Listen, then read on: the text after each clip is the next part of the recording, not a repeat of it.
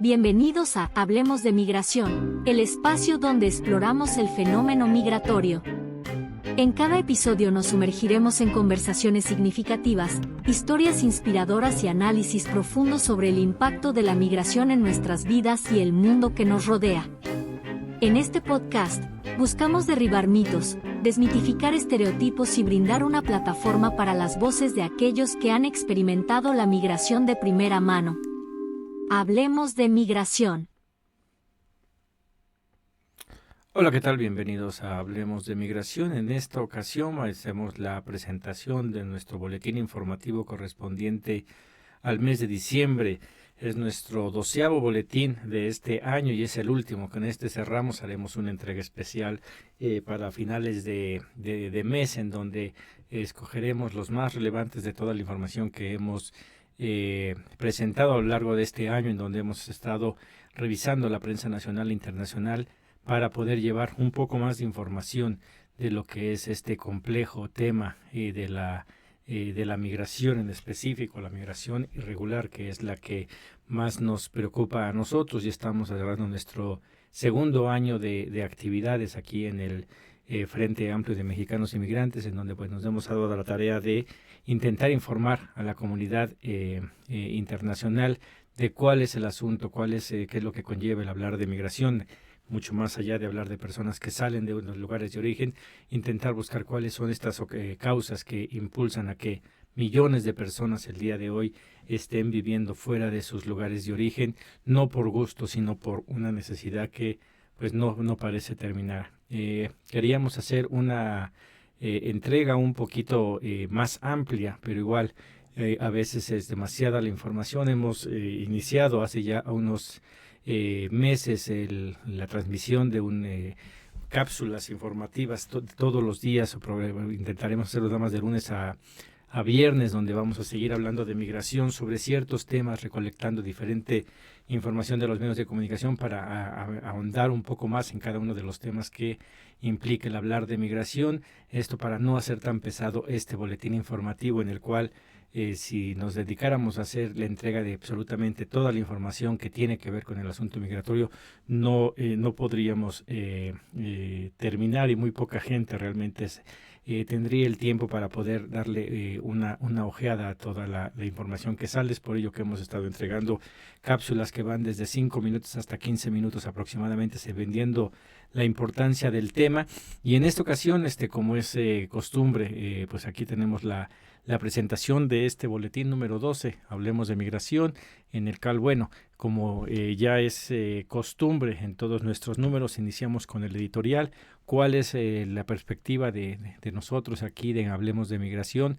¿De qué es lo que debería de estarse planteando? Estamos ante una era que está por iniciarse, que es el segundo mandato de Donald Trump, y que pues gran parte de este boletín está dedicado precisamente a eso, ya que ha sido el tema que más revuelo ha causado. Y bueno, y en ese aspecto, la portada que estamos presentando para este editorial no es de Donald Trump, sino por un lado de la presidenta de la República, Claudia Sheinbaum Pardo, quien tendrá que sacar la cara y defender a los migrantes mexicanos y en sí a todos los migrantes por el papel tan importante que el día de hoy juega México en el ámbito migratorio.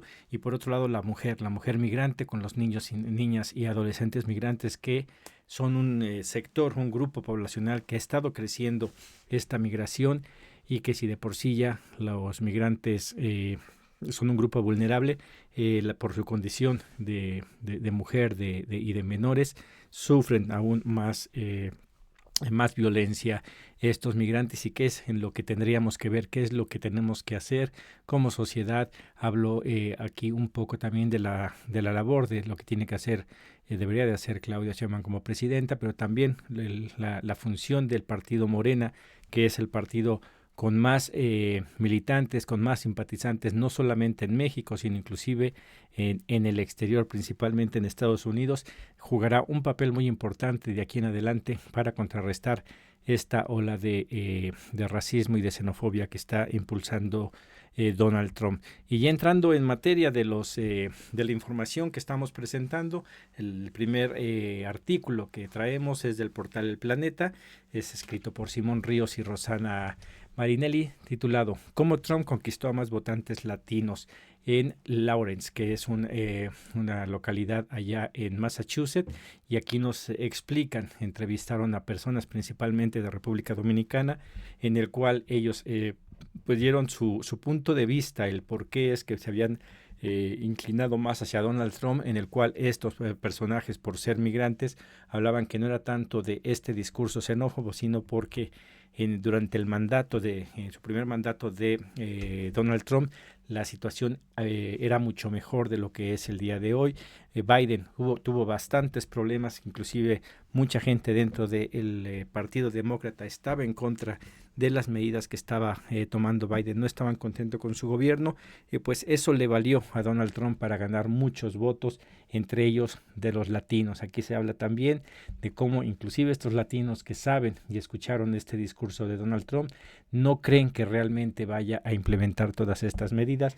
Uno de los errores que normalmente se ha visto cuando llega algún tipo de gobierno que va en contra de la población, que la población cree que no podría suceder. Nadie pensó que Hitler pudiese hacer lo que llegó a hacer en Ruanda. Nadie pensó que se fuera a cometer esos 90 días de genocidio en el cual Naciones Unidas se tardó en voltear y parar esa matanza entre las personas allí en Ruanda. Y como ese innumerable número de situaciones en las que se empieza a descomponer, vienen personajes con un discurso sumamente violento y que la gente aún así los apoya, pensando que jamás van a hacer exactamente lo que dicen. Ojalá y no se dé, pero de que habrá medidas evidentemente en contra de la población migrante, las habrá por parte de Donald Trump, porque es un sector muy importante de Estados Unidos el que lo ha apoyado y él tendrá que dar en cierta manera resultados. En otro artículo del diario La Jornada, escrito por Miguel Tinker Salas y Víctor Silverman, titulado Trump, premio farsa, primero farsa y después tragedia. Aquí nos llevan estos reporteros sobre una crónica de cómo ha ido pasando esta carrera presidencial en donde gana Donald Trump, y nadie se lo pensaba, pero una vez ya que ha ganado y que es el presidente electo y que estamos a poquito más de un mes a que asuma el poder, cómo está conformando su gobierno, a quiénes están poniendo. Por ejemplo, aquí ponen entre los primeros nombrados para el gabinete de Donald Trump está Tom Homan, quien fue el arquitecto de la política de separación de familias, al cual se le ha preguntado si va a volver a la separación de las familias y él dijo que no. Y él la está amenazando no solo con deportar a los indocumentados, sino inclusive a los parientes de estos indocumentados, y aunque ellos sean ciudadanos. Ejemplo, sacar a los padres que son indocumentados, pero si sus hijos tienen documentación porque nacieron en el país, también está amenazando con sacarlos. No sabemos si se puede dar. En las circunstancias actuales no sería posible, pero recordemos que una de las cosas que tiene Donald Trump que no tenía en su primer mandato es que tanto el poder legislativo como el judicial están de su parte, y eso podrá facilitarle muchas otras cosas. Otra de las personas que está en el gabinete de Donald Trump como jefe de Estado Mayor, nombró a Stephen Miller, quien es ultraderechista y ultranacionalista, que en la primera administración de Trump impulsó la prohibición de musulmanes que viajaran a Estados Unidos y la limitación a personas que solicitaban asilo en la frontera. Otro de los personajes en su gabinete está Michael Waltz, quien ha sido designado asesor de seguridad, el antes Green Bearer y actual miembro del Congreso de Florida. Sin importar la soberanía de México, ha propuesto el uso de tropas de élite para invadir a México y enfrentar directamente a los carteles del narco. Otro de los personajes que están ahí, ha sido nombrados ya, es Marco Rubio, es un cubano estadounidense. Él será el secretario de Estado de Trump y por ahora ha propuesto al Senado, ¿cómo se llama? Lo que está proponiendo él es una presión máxima contra gobiernos progresistas en América Latina. Él abiertamente está en contra de Cuba, Nicaragua, Venezuela, pero también inclusive él ha calificado al gobierno en su momento de López Obrador y por ende al de Claudia Sheinbaum como un aliado no confiable. Entonces, esas son de las personalidades que han estado apareciendo ahorita en lo que tiene que ver, que podría ser influenciar en lo de el flujo migratorio, pero también en las relaciones internacionales, en específico en México, en donde están amenazando con aumento de impuestos, están amenazando con el invadir, lo cual no sería conveniente para ninguno de los dos países, pero sabemos que este tipo de personas no les interesa exactamente la población a la que se supone que están representando y gobernando, sino que van por intereses de ellos. En el caso del narcotráfico, no se habla en absoluto del narcotráfico, que no se pelea, no se lucha en contra del dentro de Estados Unidos, sino que todo el trabajo quiere que lo haga México. Bueno, ese es un poco de lo que está ocurriendo allá con el gabinete, y pues ya para terminar en este artículo, pues no se puede faltar el nombrar a Elon Musk, quien es el aliado de Trump, es el hombre más rico del mundo y ha expresado cosas como la de haremos un golpe contra quien queramos, acéptenlo, un total autoritarismo. Sabemos que la red de comunicaciones X, antes Twitter, es uno de los medios más utilizados por un sector de la población en todo el mundo para comunicarse, y eso le da bastante información para poder manipular a la población en general, a Elon Musk, para impulsar también pues lo que él quiere, ¿no? Que es pues el continuar enriqueciéndose. Y bueno, en otro de los artículos también con Donald Trump, este es también de La Jornada, pero de Carlos Facio, titulado El regreso de Trumpstein.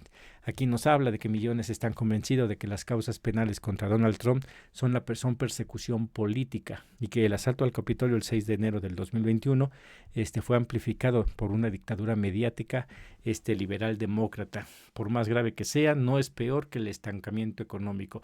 Es una de las etapas de las situaciones en las que está ocurriendo en Estados Unidos, en las cuales el día de hoy tendremos a partir del mes de enero, del 20 de enero, cuando asuma la presidencia Donald Trump, a un criminal gobernando al país más poderoso del mundo, en el cual las mismas personas que votaron intentan justificarlo diciendo que es un perseguido político, que él no es realmente culpable de lo que se ha dicho, cuando inclusive en muchas ocasiones él mismo ha confesado que ha hecho varias de estas cosas. Inclusive se paró el juicio contra de él porque no saben qué hacer. Nunca habían estado en esta situación los norteamericanos de tener que dictar una sentencia para una persona que ya ha sido electo presidente, y dicen mejor lo dejamos así y que gobierne al país. Esto habla también del gran vacío que hay en el poder y cómo las personas a veces más poderosas del planeta, inclusive los políticos más destacados, no llegan a los puestos y no llegan personajes como este individuo de Donald Trump, el cual, bueno, pues estará gobernando. Bueno, esto es un poco de todo el contexto de lo que tiene que ver con quién está llegando, de las amenazas que está haciendo Donald Trump, de esto, de la deportación masiva, del aumento de aranceles. Traemos este artículo del portal El Tiempo Latino, titulado Construcción, Agricultura y Hostelería, las industrias más afectadas por la deportación masiva de Trump. Aquí nos habla, ¿no?, exactamente de qué pasaría si realmente Donald Trump llevase a cabo la deportación de los 11 millones de migrantes indocumentados, y pues aquí nos dice, ¿no?, que traería duras consecuencias especialmente para estos sectores productivos del país. La deportación de millones de inmigrantes podría impulsar a la escasez de trabajadores y reducir hasta el 6.8% del Producto Interno Bruto de Estados Unidos. Aquí dicen que aunque los indocumentados sí representan un pequeño porcentaje de la fuerza laboral total en Estados Unidos, tienen roles descomunales en industrias como la agricultura, hospitalidad y la construcción. Y esto es algo que igual creen que cuando se miden las cosas donde exagera de repente Donald Trump, es decir, los problemas de Estados Unidos es por la migración. El número de migrantes, y sobre todo los irregulares, que hay en Estados Unidos en comparación porcentual con la población es mínimo. Es imposible que este pequeño grupo de personas que han llegado allá pudiesen afectar la economía de la manera que dice, negativa, de la manera que está diciendo Donald Trump. Lo que sí es que a pesar de que son muy pocos, en los lugares a donde llegan a trabajar causan una diferencia, porque no hay ciudadanos norteamericanos que quieran hacer esos trabajos. Y si de esos trabajos se detiene prácticamente todo. Y es algo que jamás van a querer reconocer de aquel lado de la frontera, siempre van a querer estarlos culpando.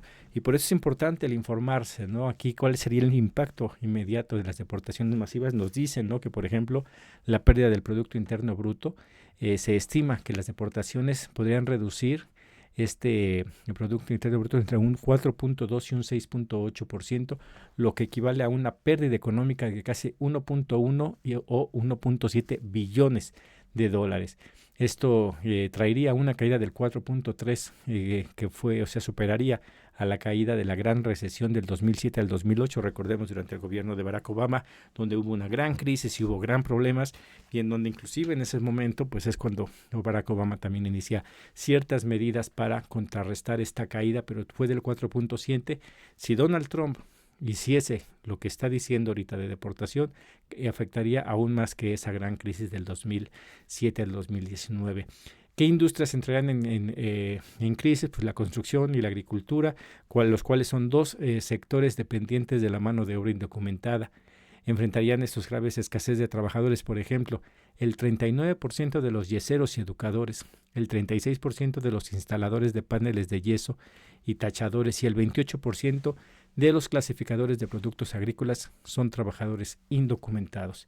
Sin ellos se separaría esto y entraría en graves problemas Estados Unidos. No es tan fácil, muy pocas veces se habla de estos de daños que ocurriría en la economía de Estados Unidos, y mucha de la gente que apoya a Donald Trump no sabe esto, y aquellos que saben creen que no va a ser lo que ha prometido.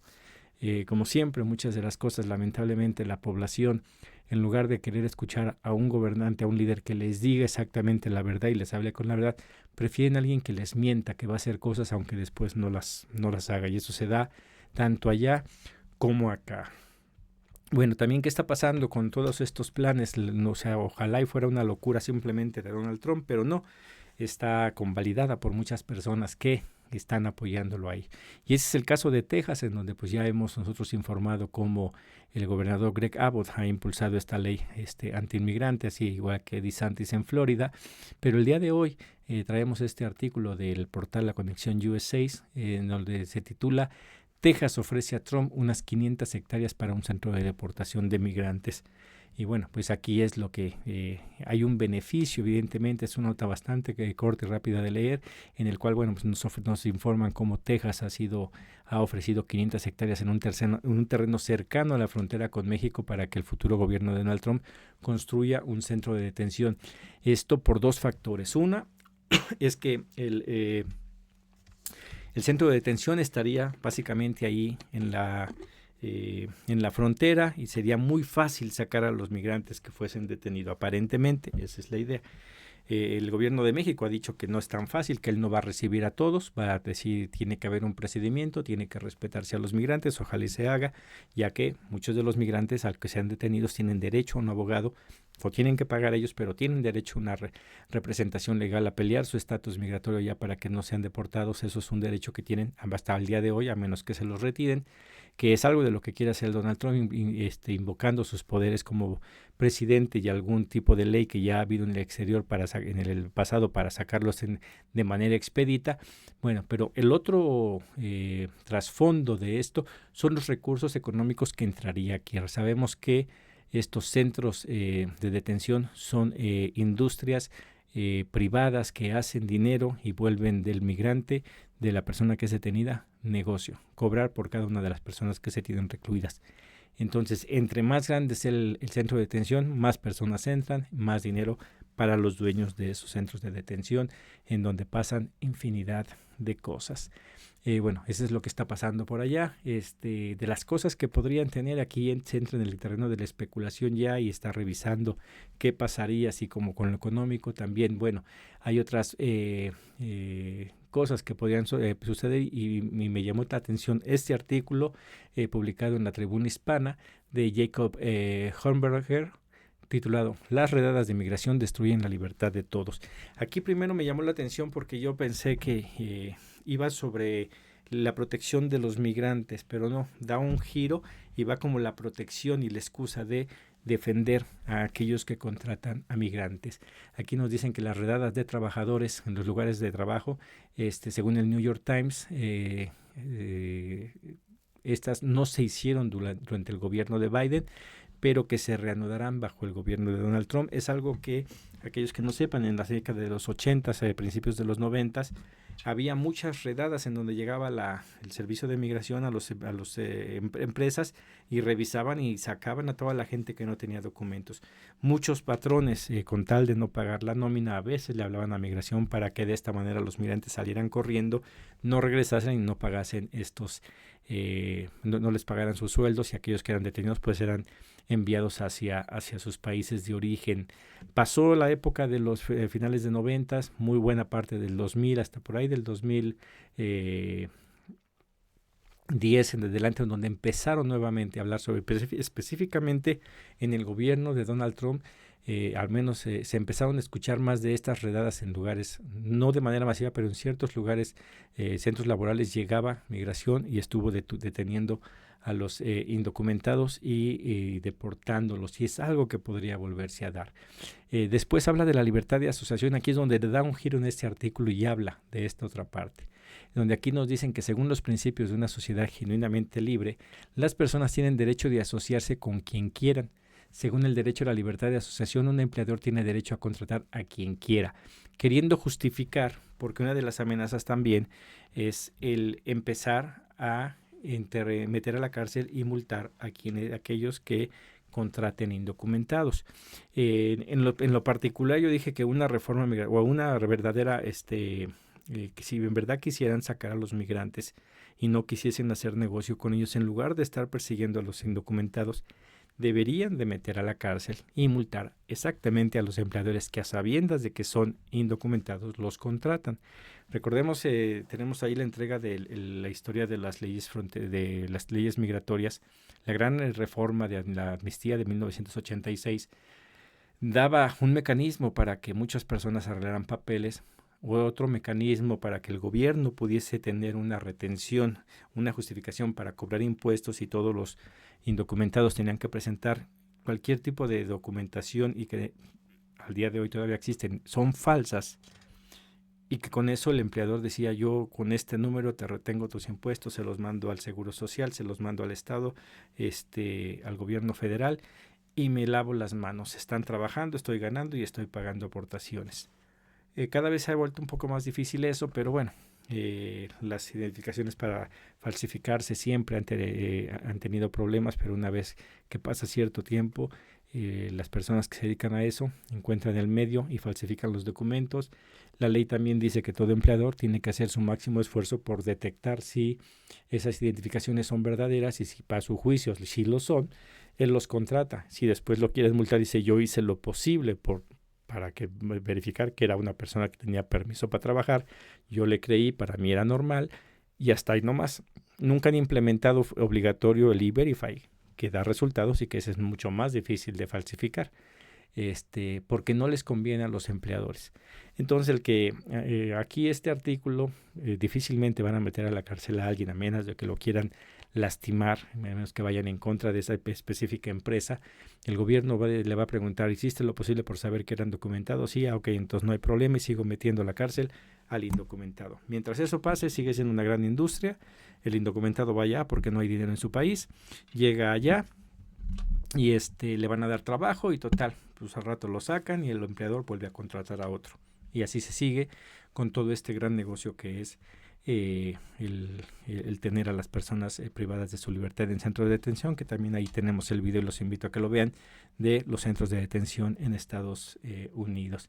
Bueno, ese es un poquito el contexto de este artículo, queriendo justificar a los empleadores de que ellos tienen la libertad de asociarse y contratar a quien quieran porque son patrones. Como siempre, aquí no buscan el bienestar del migrante, sino el bienestar de aquel que lucra con el migrante. En cosas también más hacia adelante de lo que podría llegarse a pasar, algo que muy pocas veces se habla, es pues de los jueces. Sabemos que están con Donald Trump el día de hoy, que la mayoría de los jueces son conservadores, y qué es lo que podría pasar. Realmente muchos jueces no son justos, sino hacen las cosas desde su punto de vista y hasta ahí nomás. Y para ello tenemos este artículo de la Conexión USA, en el cual dice: 2 jueces de inmigración en Texas han denegado todos los casos de asilo asignados. Y aquí nos habla uno de los grandes problemas, ¿no? que hay veces que son jueces muy rudos, muy difíciles y que a ellos no les interesa ver cuál es la justicia, sino simplemente eres indocumentado, vas para afuera. Me tocó a mí en el centro de detención en los 2 meses que estuve, en los 15 días que estuve, 2 meses que estuve, en los primeros 15 días empezaba dentro del centro de detención a escuchar de los jueces que llevan los casos dentro del centro de detención y de todos los que habían ya sabían, este es súper duro, este no te va es muy difícil que ganes tu caso. Fue en mi experiencia, el juez que llevó mi caso, no recuerdo su nombre, lo voy a checar, pero él me dijeron, él es súper duro, lo más seguro es que vas a perder tu caso, pero vamos a dar la lucha. Pero había otros que inclusive ayudaban. Me tocó ver jueces que de repente llegaba un abogadillo por ahí que no tenía permiso para a trabajar en California y él lo votaba, decía, tú no puedes y te vas. Escuché a otros personajes migrantes que llegaron sin juez, sin abogado, el mismo juez los orientó para qué hacer y su caso le puedo dar continuidad. Pero también existe este gran número de jueces que lo que van a buscar es sacar migrantes. Y que es algo que con la victoria de Trump, pues sabemos que la mayoría de los que van a estar ahí van a ser de la misma corriente de Donald Trump y lo único que van a buscar es exactamente a sacar a los migrantes. Es algo que pues ojalá y no se dé, pero estaremos dándole seguimiento. En otro artículo referente también con migración allá en Estados Unidos, también bastante interesante del portal La Opinión, 6 de cada 10 migrantes en centros de detención no tienen antecedentes penales. Y esto es a raíz, hace unos días publicamos en el espacio informativo que tenemos de todos los días, de que muchos norteamericanos, a pesar de que votaron por Trump, a pesar de que están en contra de los flujos migratorios irregulares, están a favor de algún tipo de alivio migratorio que permita a algunos migrantes a poderse quedar en Estados Unidos, siempre y cuando no tengan antecedentes penales, porque se metió esa idea de que todos son criminales. Y aquí pues se nos dice como 6 de cada 10 migrantes no tienen antecedentes penales. Y cuando hablan de antecedentes penales, ningún tipo de antecedente penal. No hablan de delitos mayores, sino cualquiera, inclusive hasta lo que ya se le llama misdemeanor. Aquí nos informan como el 3 de noviembre, hasta el 3 de noviembre del pasado, los centros de detención del ICE tenían en custodia 38.863 extranjeros, de los cuales 23.599 de ellos no tenían antecedentes penales, o sea, el 60.7% según esta actualización al 3 de noviembre. De los migrantes detenidos que tienen récords penales, muchos tienen solo infracciones menores, incluidas infracciones de tráfico. Esa es la realidad de los migrantes, que evidentemente pues juzgan de diferente manera en el discurso, donde dice todos son criminales y al decir criminales van absolutamente todo. Y sabemos que pues en Estados Unidos hay diferentes, está una falta menor o las faltas graves, que durante el gobierno de Barack Obama algunos misdemeanors los hizo misdemeanor aggravated, faltas menores agravadas para poder justificar el perseguir a los migrantes y poder sacarlos, e inclusive también siempre específicamente relacionado con migración, el ICE, todas estas personas que tenían delitos menores, cuando hacen el cambio de ley en donde dicen es un delito menor agravado, en automático entras en su lista de búsqueda, te encuentran y inicias un proceso de deportación. Bueno, esas de las cosas que pasarían. Aquí también para ver los números que están actualmente, este artículo es del diario, del portal El Diario, está tomado de la agencia EFE, titulado las detenciones en la frontera sur de Estados Unidos son de 1,800 todos los días según el CBP. Y esto es importante traerlo primero para ver cuántas personas están siendo detenidas, pero también ver por qué hemos presentado, y los invito a que vean el canal de noticias de Hablemos de Migración, en donde se ha informado constantemente que los flujos migratorios en la frontera norte, los refugios que están en la frontera norte de nuestro país, han disminuido el número de personas que están ahí. Y esto es debido a que muchas personas están atoradas aquí en el sur de México, tanto de Ciudad de México hacia abajo, esperando que se les autorice esta cita que ellos han pedido a través de la aplicación CBP One. Y esto es producto de esto. Estos 1,800 personas que están siendo detenidas el día de hoy sobrepasa las 1.500 que tienen establecida el gobierno de Biden como algo normal, y en el cual cambió y dijo que a menos de que bajen a 1.500 al día, él no va a autorizar ningún tipo de persona que entre legalmente a Estados Unidos a solicitar asilo. Y eso es por ellos que están atorados, y es uno de los grandes problemas que muchas personas ya no saben qué hacer, en decir, no están dando citas para ir al norte para poder iniciar el trámite, siendo que yo he estado respetando, quedándome en México, haciendo mi solicitud a través de la aplicación, y no me hablan para que llegue ya porque está detenido precisamente por esto. Y esto también ha traído problemas aquí en México, porque muchas de estas personas dicen, estoy a punto de quedarme sin nada, entonces deciden ya desistir de ir a Estados Unidos y decir, me voy a quedar a México, y empiezo a pedir asilo en México, en lo cual los números de personas que están solicitando refugio en México ha aumentado, y lo más seguro es que continuará aumentando. En otro artículo ya pues vamos a repartir también responsabilidades en base a lo que está diciendo Donald Trump y el gabinete que está conformando, en el cual, bueno, traemos esta información que no se nos ha olvidado, y espero que ellos tampoco, en donde pues, son impulsores y promotores del narcotráfico.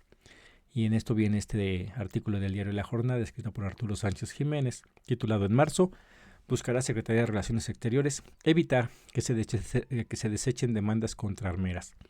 Aquí recordemos que en el 2021 el gobierno de López Obrador, a través de Marcelo Ebrard, interpuso una demanda contra varias armerías, entre ellas Everett Smith, Wilson, Beretta, Colt, Glock, Century Arms, Ruger y Barrett, los cuales ya se han desestimado varias demandas en diferentes lugares, pero aún así siguen algunas que todavía están en pie este juicio, y en el cual ellos han pedido a la Corte Suprema pues que desestimen, estas empresas han decidido desestimar estas demandas porque no proceden. La demanda del gobierno de México es para una indemnización de $10 millones, lo cual se me hace poco, pero más allá del dinero, si continúa esto y se les imputa alguna responsabilidad a estas armerías por facilitar la compra de armamento a las organizaciones criminales de México, estaría poniendo en énfasis que el gobierno norteamericano no hace lo necesario para lo que tanto pide, que es luchar contra el crimen organizado. Bueno, en cuestión de los migrantes, pues no todos los migrantes están a salvo de sus propios paisanos. A veces hablamos mucho de lo que se hace en Estados Unidos, pero también de este lado de la frontera hay personas que hacen y que abusan de la comunidad migrante, y es algo de lo que tendremos que tener cuidado. Hay muchos abogados que son abusivos, cobran dinero por algo que no terminan haciendo, que es representarlos de la mejor manera. Pero para ello, hablando de las cosas de las que muchas personas con esta presión de que se está acabando el tiempo y no reciben ningún tipo de citas del CBP One, o que no ven cómo poder hacer para llegar allá, caen ante ciertas personas que los embaucan diciendo que les van a dar una visa para que puedan llegar a Estados Unidos. Este es el caso de este artículo presentado en el portal Sois 502, escrito por Verónica Gamboa, titulado El mexicano y la guatemalteca acusados de ofrecer visas que eran falsas. Y pues aquí nos hablan como de un mexicano y una guatemalteca.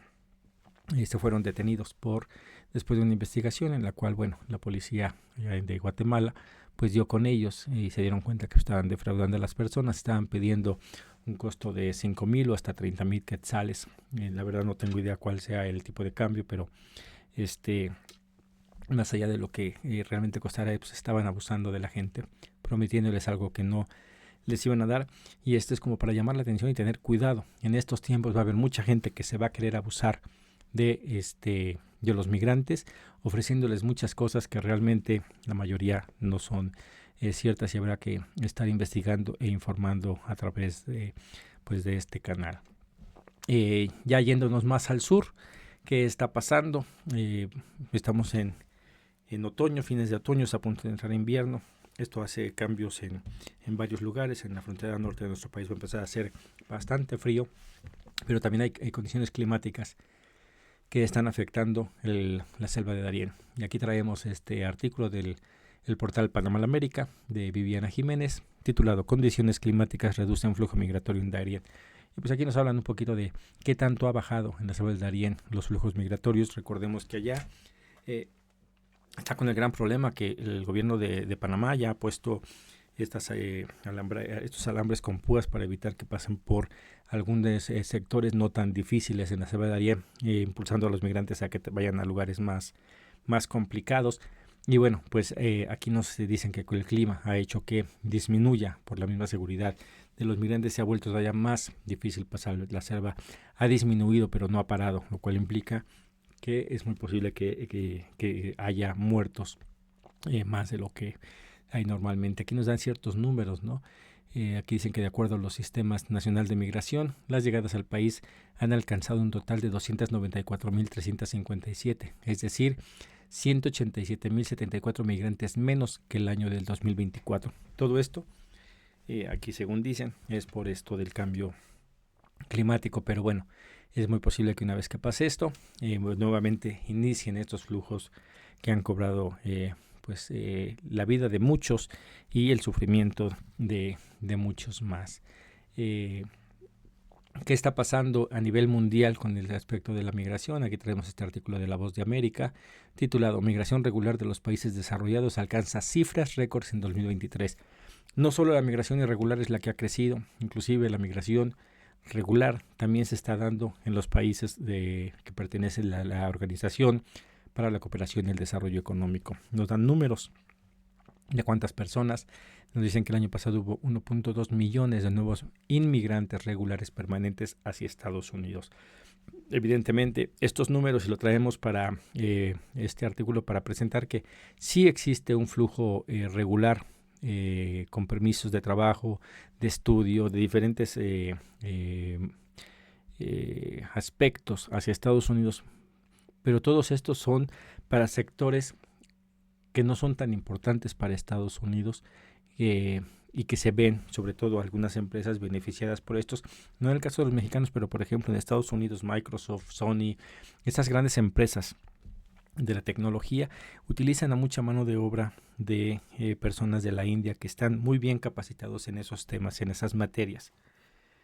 Y ahí es donde se cree que porque ellos llegan con papeles y tienes estos números, no se pueden entender por qué hay tanto migración irregular. Dicen, fórmense, hagan su fila. Si viendo el primero de los primeros artículos que presentamos, exactamente que los trabajadores indocumentados van a cubrir puestos en los que no existe un programa para que vaya alguien exactamente a esos puestos. Inclusive en el campo, que es donde más hay, el número es muy reducido para la gran demanda de personas que necesita Estados Unidos. Y esto evidentemente es para satisfacer el discurso público de que se está haciendo algo y se están dando visas de trabajo para el campo, pero también para beneficiar a esos empleadores que contratan a unos cuantos con permiso de trabajo, pero a un montón más que no tienen, y evidentemente esos les pagan menos.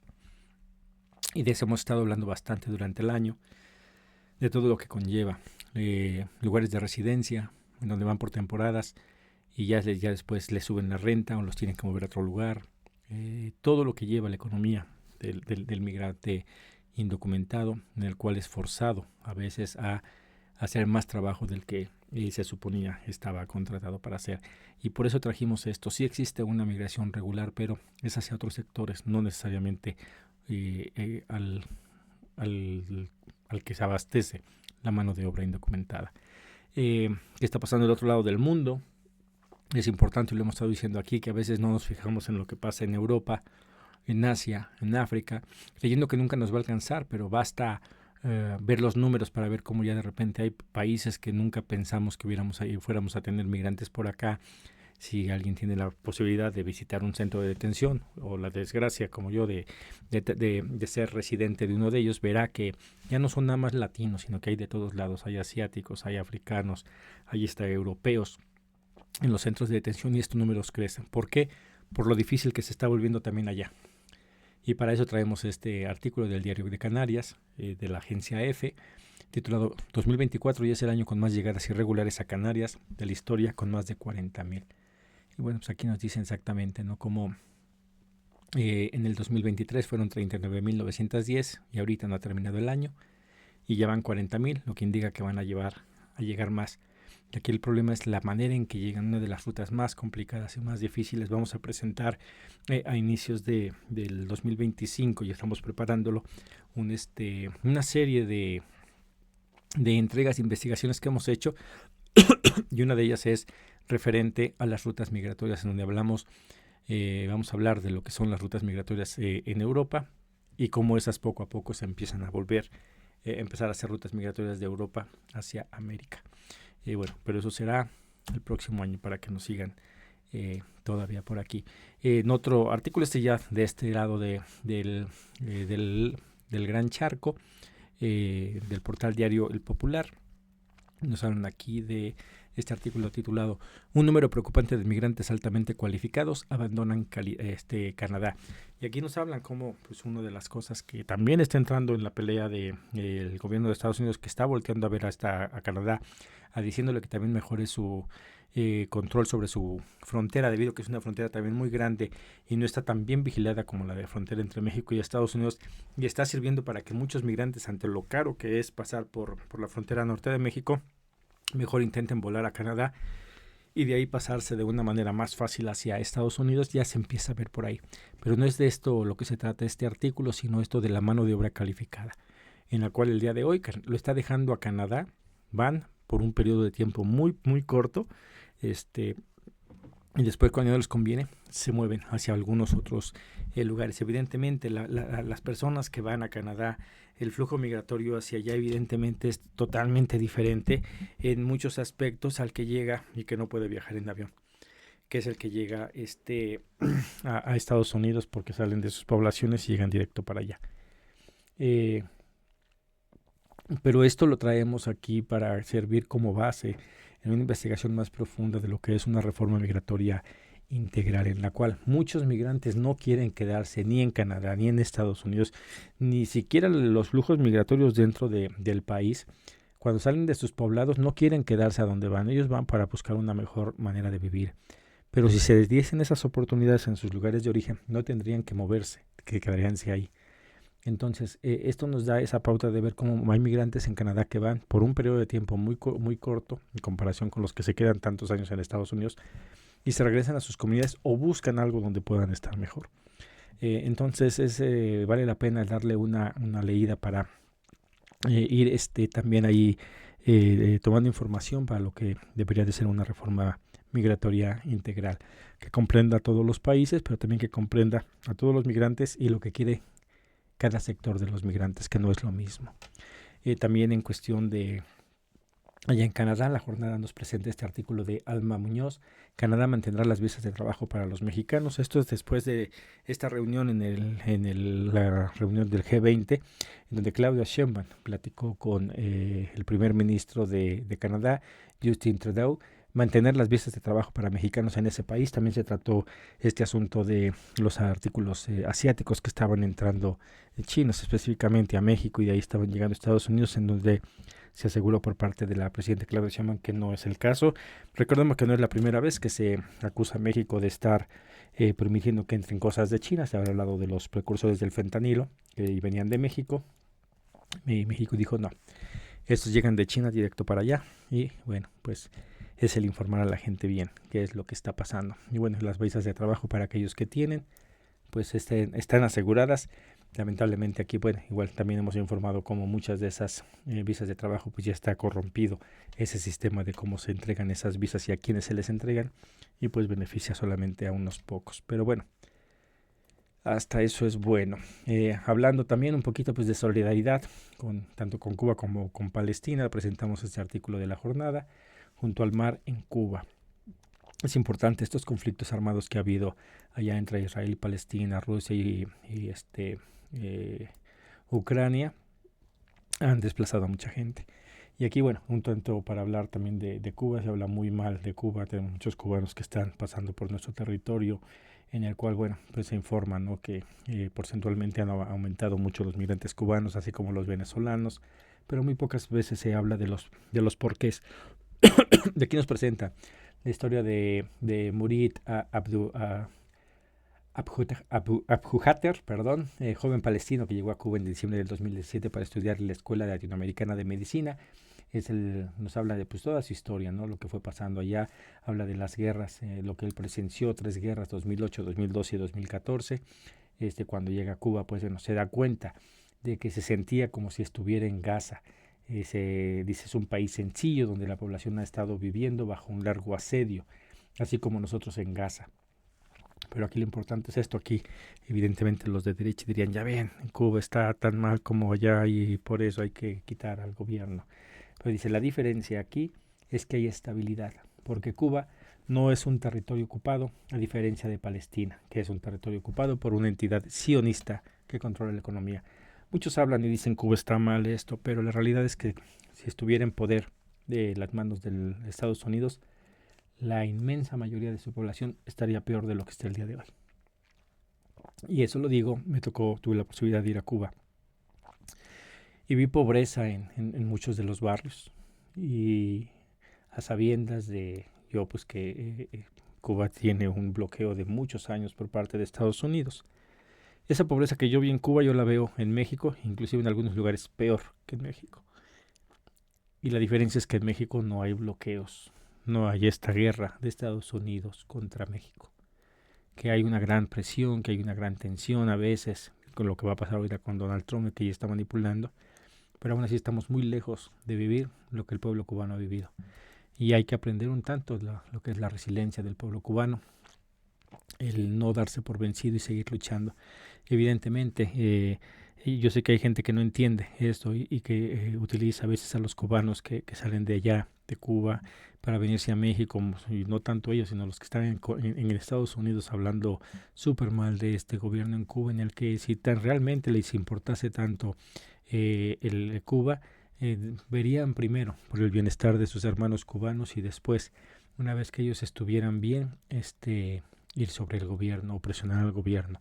Pero inclusive los cubanos que están en Estados Unidos, la mayoría están en contra absolutamente de todo lo que tenga que ver con Cuba. Quisieran ver a Cuba sumida y sumisa ante Estados Unidos, y pues evidentemente alguien que no ha vivido en la pobreza, en la necesidad que muchos de nosotros hemos podido estar ahí, pues obviamente no va a entender eso.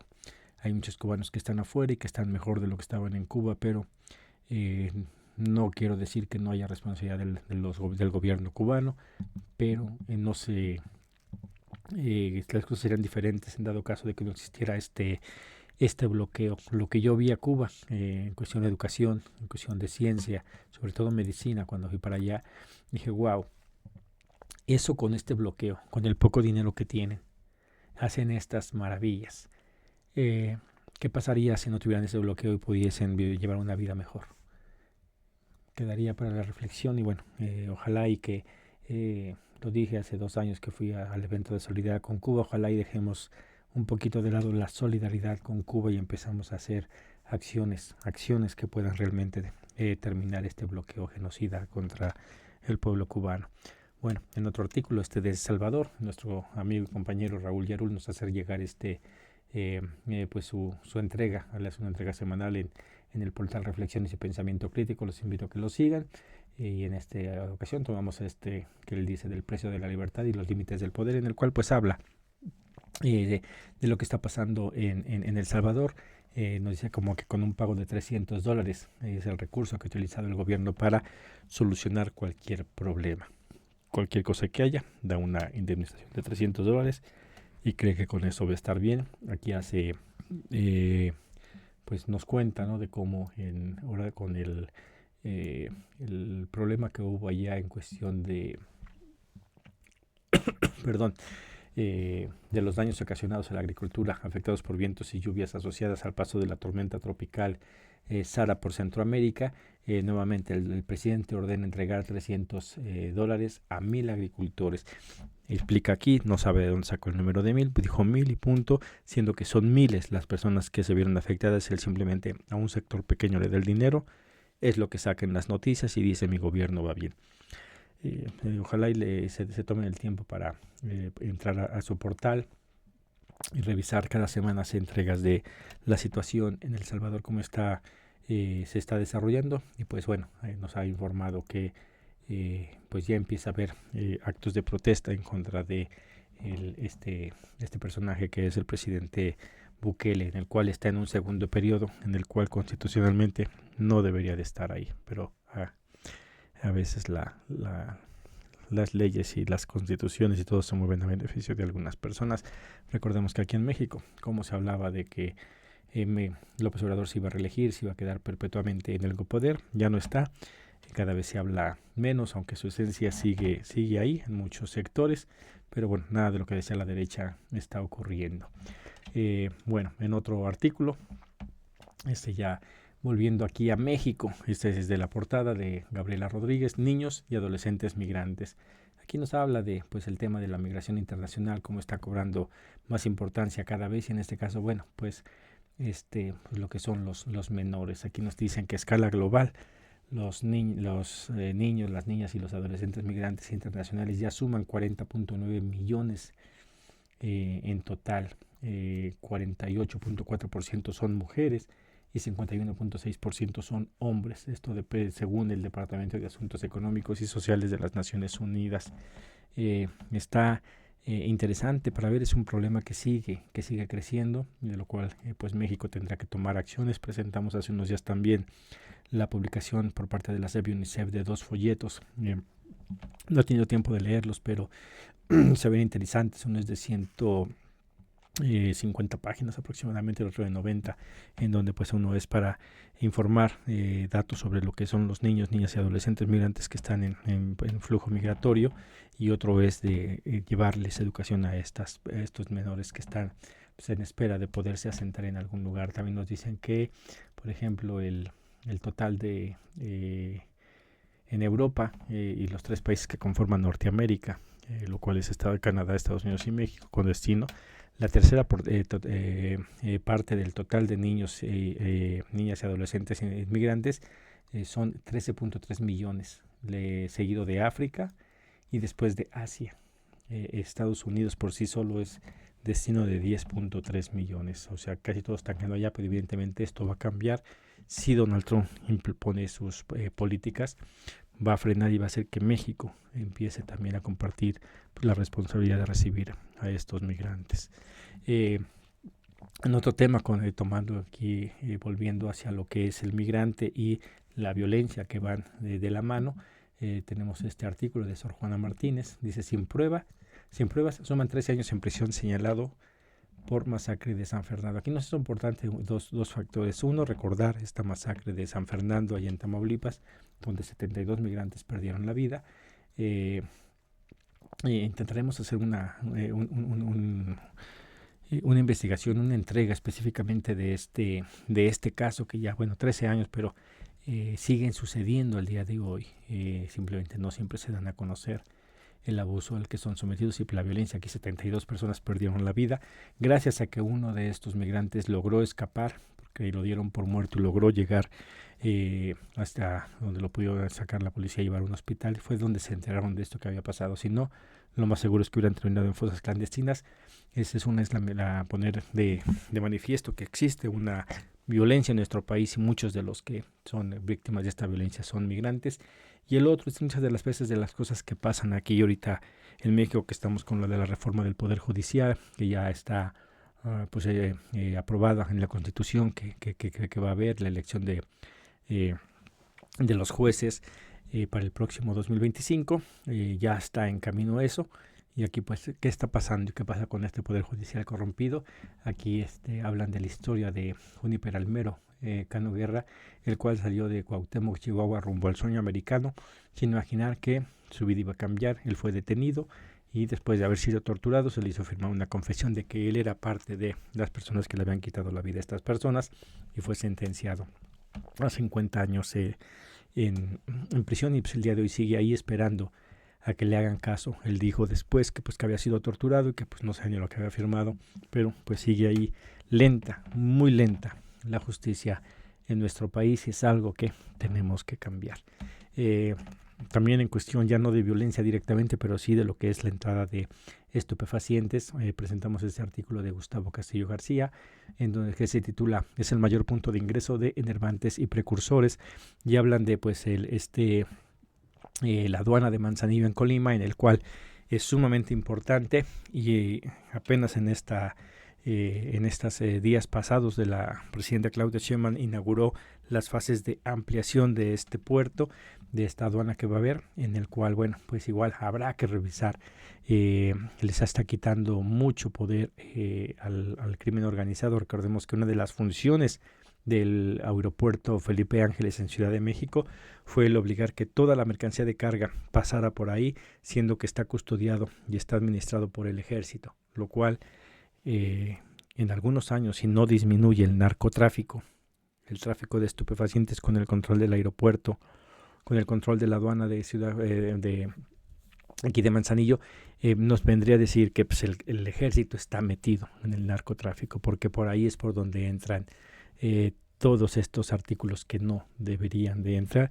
Pues tendremos que estarle dando seguimiento para ver cómo van estos números y bueno, a ver qué es lo que pasa en adelante. Bueno, esto son todos los artículos que tenemos para este último número de este año. Como digo, haremos una entrega más de este boletín ya como cierre de años. Recordamos que el boletín es informativo, todo lo aquí presentado no representa el punto de vista ni la ideología que hacemos aquí, muchos de ellos sí, pero otros simplemente los ponemos para informar y para de ahí iniciar el debate. Para estar informados no se puede debatir, no se puede hablar de nada si no tenemos, aunque sea un poco de idea de lo que está ocurriendo en nuestro país. Bueno, pues eso sería la entrega de este número. Lo hicimos lo más completo que pudimos. Como siempre lo invitamos, tendremos todavía unas entregas de aquí en adelante, por lo menos por los primeros 15 días de este diciembre, sobre las noticias más relevantes. Después dejaremos de estar subiendo material nuevo y mandaremos algunas repeticiones de lo que hemos hecho a lo largo del año y estaremos preparando nuevo material, nuevos formatos para pues intentar llegar al mayor número de personas. Ojalá y que todo esto esté siendo de ayuda para las personas, tanto para la comunidad migrante como bueno en sí para la comunidad en general, porque pues el tema migratorio de una o de otra manera nos afecta y nos toca a todos y a aquellos que todavía no. Si las cosas no cambian, tarde que temprano eso pasará. Bueno, por mi parte sería todo. Les agradezco que me hayan seguido. Una entrega bastante larga. Como siempre, pues pido el apoyo para que le den el like al video, para que se suscriban al canal, que lo compartan con sus familiares, con sus amigos, con aquellas personas que crean que pueden verse beneficiados de pues tener un poco más de información de lo que es el asunto de la migración, en específico la migración irregular. Y pues bueno, nos vemos en la siguiente entrega y mientras tanto continuemos hablando de migración. Muchas gracias.